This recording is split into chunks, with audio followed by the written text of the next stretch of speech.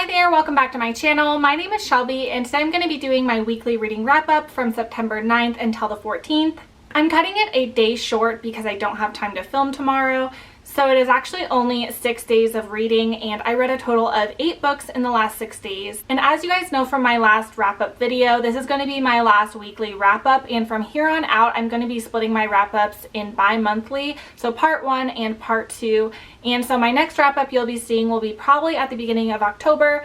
So again, I'm really sorry if you guys love my weekly wrap-ups, but it's just easier for me to split it in 1 and 2 parts. So since I have quite a few books to talk about, let's get right into it, and I will link all these books down below. The first book I have to talk about is Apple of My Eye by Claire Allen, and this one is a thriller. Earlier this year, I read Forget Me Not, which is Claire Allen's most recent release, and I really enjoyed it, so I had really high hopes for this one too. And in this book, we follow 2 different women. The first one is Ellie, and she is 7 months pregnant and really struggling in her pregnancy. Every ailment you can imagine she has. And she works at a hospice facility as a nurse. She starts receiving these anonymous letters at home and work, basically warning her that her husband is lying to her. So she starts to question her relationship with her husband. She decides to take some time away and move in with her mother temporarily. And the other woman we're following is Louise, who is stalking a pregnant woman, and she plans to kidnap that woman's baby for herself because she has had some past trauma and can no longer have children. Clearly she's a little bit mentally unstable and you're really worried for the pregnant woman that she's stalking. And so we're following these 2 women and we're mostly following Ellie and her story. And she starts to uncover that her mom is keeping some secrets of her own, and she's kind of wondering who she can trust because she doesn't feel like she can trust her mom or her husband. And of course, we go down a turn of events and these 2 storylines intersect. And I enjoyed this one a lot, and I think I would have enjoyed it more if I didn't ruin it for myself. So within the first couple of chapters, I guessed the plot twist, and I was 100% right. I knew exactly what the plot twist was, and I've read it before, so I was really bummed out that I guessed it. But aside from that, the writing was really good, and I really like Claire Allen's storytelling. The middle part was a little bit slow, and I didn't feel like the plot was progressing at that point. Really hard for me to rate because I did ruin it for myself, but I did end up giving this one 3.5 stars. The next book that I read is The Turn of the Key by Ruth Ware, and I checked this one out from my library but have since returned it. And I was really excited to read this and nervous because a lot of people have been giving it really high and low ratings, and so I really didn't know where I would fall. And in case you guys didn't already know what this one's about, it is about a woman named Rowan who we know at the beginning of the story she's in jail charged with murdering one of the children that she nannied. And she's writing letters to a lawyer and trying to get herself out of prison and prove her innocence. And so we go back in time and see the events that led up to her being in prison. So online, Rowan sees an ad for a nanny and she applies for it, and it's out in the country, and she meets this family with 3 kids and they seem wonderful. And so she takes the job, and right when she gets there, the parents leave. So the first night she's left alone with these kids. They didn't really tell her how to do anything or where anything was, and the house is a smart house. And so things are starting to happen while she's there with the kids alone. All of the lights mysteriously turn on and off, and there's all these hidden cameras, and a lot of the things just start to creep her out. And this is definitely an atmospheric read. And I really do like atmospheric mysteries, but this one for me felt a little bit flat. I didn't feel like the plot progressed very well and not a lot happened. And at the end, the twist I didn't love, and everything was just wrapped up so quickly. And it has one of those endings where someone just explains what happened really quick and that's the end. And I kind of was left feeling like, is that it? And I didn't like that aspect, but I did like the overall storyline, so I ended up giving this one 3 stars.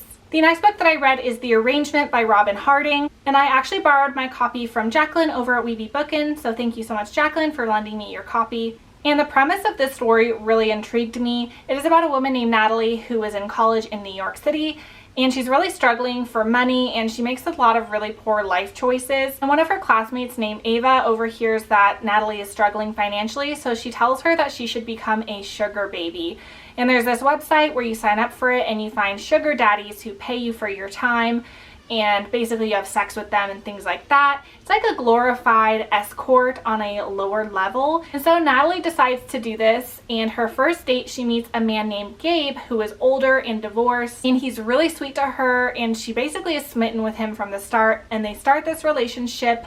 But he's been lying to her and he's not actually divorced. And this relationship between them becomes very tumultuous because Natalie becomes obsessed and in love with him, but Gabe is really deceitful and he doesn't plan on leaving the life that he has. And it goes down this really dark road, and I had a little bit higher expectations and I feel like they weren't met. I loved the aspect of learning about the sugar baby, sugar daddy relationship. I wish I had seen more of that because it was so unique, but the rest of it really fell flat. It wasn't really thrillery to me, and I really didn't like the main character, Natalie. I feel like halfway through the book, her personality shifted a 180, so I ended up giving this one 3 stars. The next book that I read is Neat by Candy Steiner, and this is the second book in the Becker Brothers series, and I got this as an arc, and it comes out the 19th of September. So this follows the Becker brother named Logan, and he works at the Scooter whiskey distillery with his brothers, and he is a tour guide. And the Scooter and Becker families have been rivaling for years, especially after Logan's father died at work unexpectedly and in a really suspicious manner. And so the two families really don't get along. And then unlucky for Logan, Mallory Scooter, which is the owner's daughter, she takes up a job at the distillery and she's going to be a tour guide. So Logan has to basically teach her everything about the job. And from day one, they kind of get off on the wrong foot. And what he doesn't know is that Mallory has made a deal with her dad. He's bought her an art studio because she's an artist, but he said he won't give it to her or fund it unless she works for the family business for 5 years. And so she's kind of forced into working at the distillery, and so that's why she has a chip on her shoulder. So when things get cleared up between Mallory and Logan, a friendship and a relationship starts, and it's their romance, and they kind of have to keep it a secret. It's like a Romeo and Juliet situation because the two families are rivaling.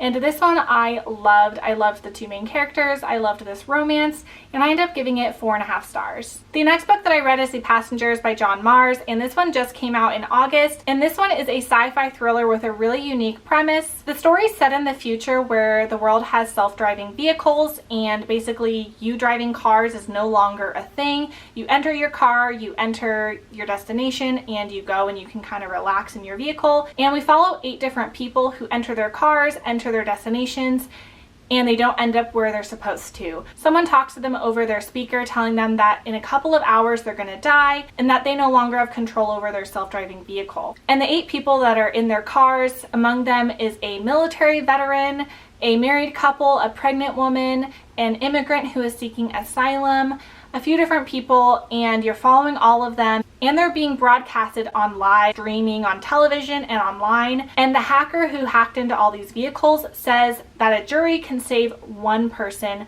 so they're trying to figure out who they're gonna save, and they interview all the people in the cars.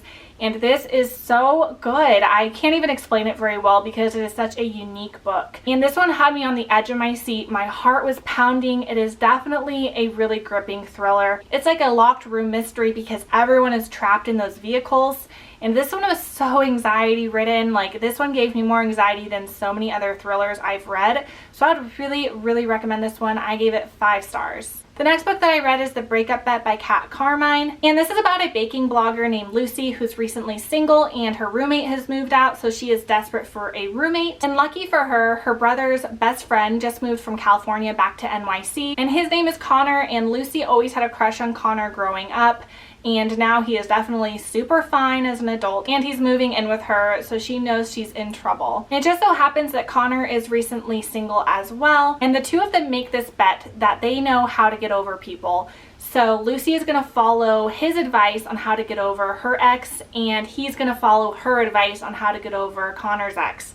So the two of them make this bet, and whoever wins gets like 6 months of free rent. And of course things get complicated, and it is their romance, and it was so fun and steamy. It is a really good rom-com. This one was just a lot of fun, and I really enjoyed all of the baking recipes and the elements of baking in there. So I'd really recommend this one. I gave it 4 stars. The next book that I read is The Dugout by Megan Quinn, and I also got this as an ARC, and it comes out September 19th. And this one is the second book of hers that takes place at Brentwood University. And we're following a baseball player named Carson, and he is a senior, and he planned to be drafted by the MLB with his 2 best friends, but unfortunately he had an injury that left him behind, and he had to stay an extra year where his best friends ended up being recruited, whereas his best friends ended up being drafted. So he's pretty bitter about his injury and being left behind, and it's really affecting his play. And our heroine in this story is named Millie, and she loves baseball. She's had 3 older brothers who all play baseball, and she spent a lot of her time studying them and coaching them. And her dream is to become a baseball coach, but a lot of people don't take her seriously because she's a woman. But she does coach Little League, and she takes really special interest in the baseball team at Brentwood University. So she offers to help Carson improve his swing and to hopefully get him back in the game. And she becomes his coach, and it is their romance. and this was so much fun. I really liked the banter and the romance between the two main characters. It took me a while to warm up to Millie. At first I wasn't a fan of her, but by the end I was really rooting for these two people. I would really recommend this one. I gave it 4 stars. The next book I have to talk about is The Sleepover by Carol Wire. This is the 4th book in the Detective Natalie Ward series. I got this one off of NetGalley and it already was published on September 5th. And this is a detective series following the same detective we see in the first 3 novels called Natalie Ward. And I really did like the first couple of books in this series. And this is about a young teenager that goes to her friend's house for a sleepover, but the next day her body is found incinerated inside a burning building. And so Natalie Ward is called on the scene to basically investigate what happened to this girl. And when she investigates the family that this girl came from, she discovers that there's definitely some secrets and possible abuse. And then subsequently more people start dying mysteriously, and it kind of follows the same narrative that the other 3 books do, which kind of left me bored, to be honest. Like, I wasn't loving this one as much as I liked the first couple of novels. I do feel like this is super info dumpy, and it's one of those police procedurals that a lot of people don't like because it's just a lot of investigating and a lot of police talk, and that kind of is deterring me from wanting to finish this series. Like, I did like the plot line and I did like what happened, but it just felt a little boring and bogged down for my taste. So I ended up giving this one 3 stars. So those are all the books that I've read in the past 6 days. I would love to hear if you've read them and what your thoughts are. I will link them all down below, and I'll see you guys on my next one. Bye.